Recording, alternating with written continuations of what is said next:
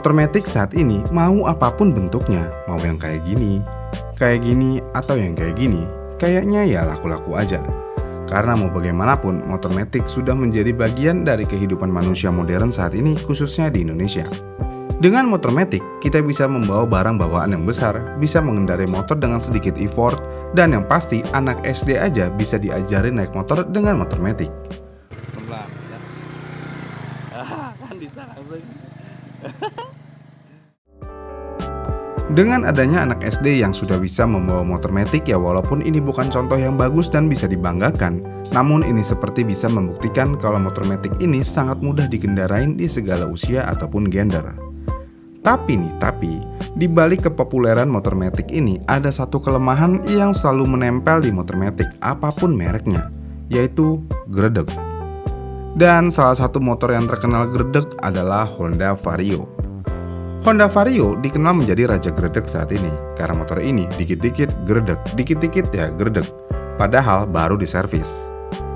Kemudian sebelum Honda Vario yang menyandang status ini, sebenarnya ada satu motor yang menyandang status ini, yaitu Yamaha Mio generasi awal.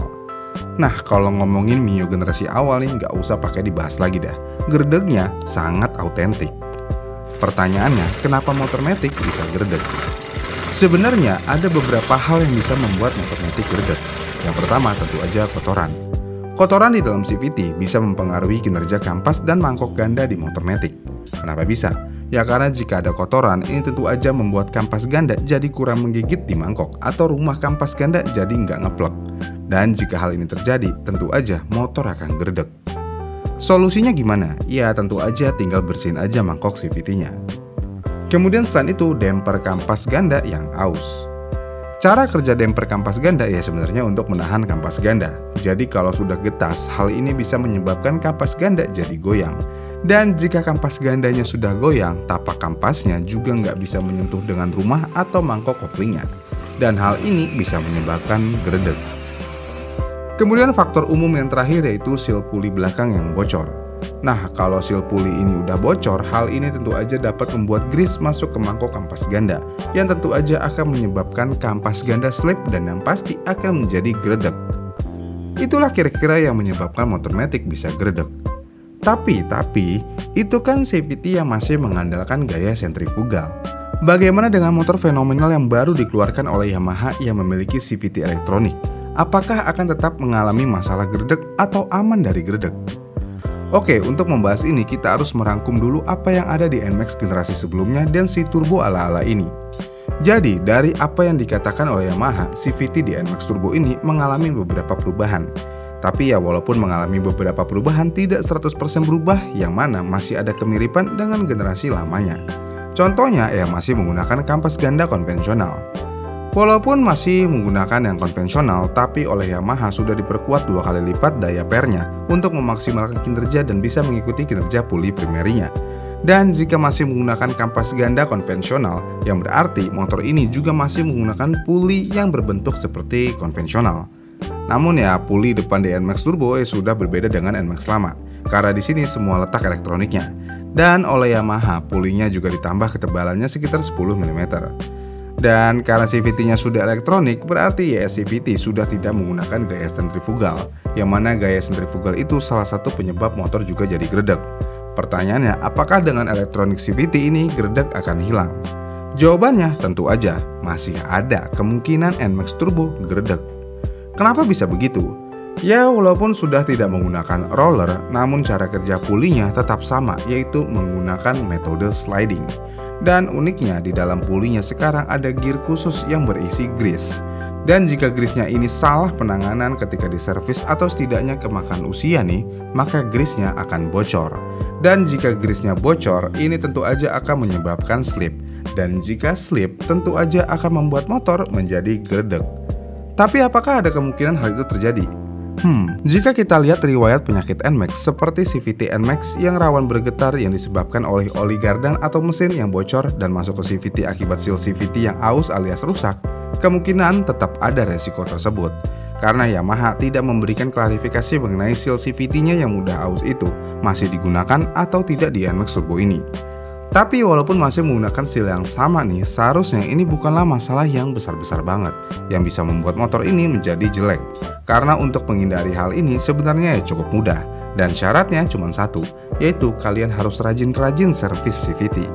Ya disaranin sih lakukan pembersihan setiap 8.000 km. Selain itu, penyakit CVT yang ada di NMAX generasi sebelumnya adalah mur puli depan yang rawan lepas. Penyakit ini sering terjadi pada Yamaha NMAX yang baru melakukan penggantian V-belt atau dilakukan bongkar pasang di bagian CVT-nya, mulai dari mur puli bagian depan hingga belakang. Namun masalah ini sering terjadi pada mur puli bagian depan yang terlepas dari krek as atau crankshaft, sehingga menyebabkan kipas puli atau phase drive-nya rusak. Ya lebih parahnya lagi blok CVT-nya bisa pecah. Dan hal ini bisa terjadi karena pemasangan mur atau murnya yang sudah aus atau dratnya sudah selek atau memang kualitas dratnya yang kurang bagus. Kalau untuk kasus ini sepertinya kita tidak bisa menyimpulkan. Di titik ini NMAX Turbo sudah menggunakan puli yang diperbarui dan dari titik sini juga elektronisasinya bermain. Namun jika NMAX masih menggunakan dalaman mesin yang masih sama dengan gen sebelumnya tanpa adanya upgrade atau apapun itu, kemungkinan besar hal ini juga bisa terjadi di NMAX Turbo.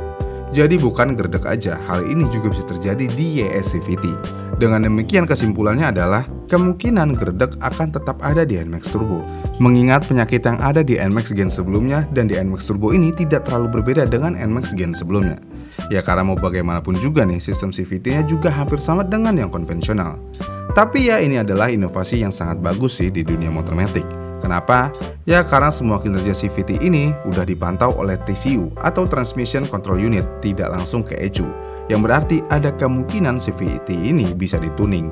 Namun apakah benar YS CVT ini benar-benar menambah akselerasi dan memberikan sensasi turbo? Jadi YS CVT ini sebenarnya mirip apa yang ada di beberapa mobil. Contoh yang paling gampangnya adalah di Grand Livina L10 ataupun di L11. Di mobil Grand Livina memiliki tombol yang bernama OD atau overdrive. Jadi jika kita memencet tombol tersebut, akselerasi akan naik. Ya, akselerasi doang yang akan naik karena kecepatan kurang lebih ya sama aja. Kenapa bisa? Ya karena tombol OD ini hanya berfungsi untuk menaikkan tingkat RPM-nya aja. Nah, hal ini kemungkinan besar sama dengan Yamaha NMAX Turbo. Sensasi turbo yang akan didapatkan adalah dari RPM yang sangat tinggi. Dan disitulah poinnya. Jadi ketika dipencet ke S-Mode, ya RPM-nya akan naik drastis hampir 2 kali lipat daripada yang mode biasa. Namun satu hal kekurangan dari mode ini adalah mesin akan mengalami suara bergerung yang lumayan hebat dan tidak membuat nyaman.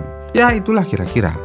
Jadi kesimpulannya, kemungkinan NMAX Turbo mengalami gerdek ya masih ada dan presentasinya ya kemungkinan masih sama aja dengan gen sebelumnya. Karena kampas gandanya ya masih konvensional dan lainnya ya hampir mirip-mirip.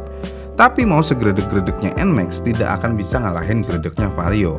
Ya jadi masih aman-aman aja. Bagaimana nih menurut kalian? Apakah YS CVT ini teknologi masa depan yang menjanjikan? Kalau menurut saya pribadi iya, tapi yang tidak saya sukai adalah gimmick turbonya yang terlalu berlebihan. Tapi ya namanya juga marketing kan ya. Ya sah-sah aja. Komen di kolom komentar di bawah ya, dan sampai jumpa di video selanjutnya.